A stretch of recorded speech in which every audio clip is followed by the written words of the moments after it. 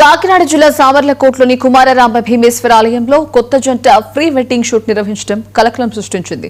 పురావస్తు శాఖ నిబంధనలు అతిక్రమించి ఆలయ ఆవరణలో కోనేరు పుష్కరిణిల వద్ద ప్రీ వెడ్డింగ్ ఫోటోషూట్లను యథేచ్ఛగా నిర్వహించారు. దీంతో భక్తులు తీవ్ర ఇబ్బందులకు గురవుతున్నారు.